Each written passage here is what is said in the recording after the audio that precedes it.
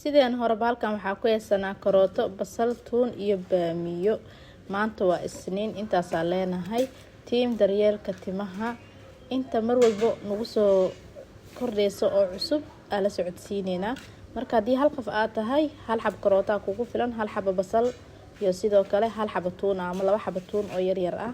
basasha iyo tuunta hadii la badsado waxay keentaa kuleel, saas darteed hal xab ka dhigaysa. intaana isku shiideena. marka maanta waxaa ku soo kordhinay amaba ay idin soo diray in aan dhahay timaha hadii kadib waxaa ku dhaqaysiin bariis. marka bariiska anaga hadda jadwalkeen 2 maalin waayo ah isniin iyo khamiis. marka bariiska isniin iyo khamiis ba timaha lagu ma dhaqaayo, isbuuci hal mar lagu dhaqaa timaha. marka xigtana biyo ama shaambo markaas aad ku dhaqanaysaa haduu Ilaahay yiraahdo. waxaan soo laabto mowduuceena. halkan hadda waxaa ku jarjaran waa baamiyi, basasha iyo karootada iyo tuuntii inta kalena makiinada ay ku jiraan. intaas isku shiida wax kale ma sameynay, wax yar biyo ah u qiyaasanaysa, biyahan iyo niga badanin. marka intaas marka isku shiido kadib ma shiiday.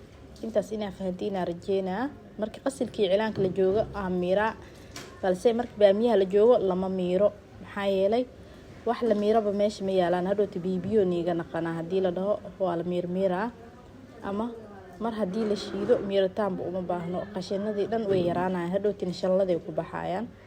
soo marka wax yar saliid ah ku darsan doonaa marka baaquli ku shubto. waxaa fahmaysaan isoo waca insha Allah.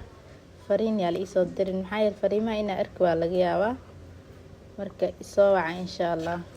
haddana saliid yaa ku darsanaysaa, horan igu sheegay mar walba ama sameeynaysan saliid waa inaad ku darsataan wax yar kadibna aad si fiican iskugu qastaan. timaha kuuskuus mari bacna ku xir.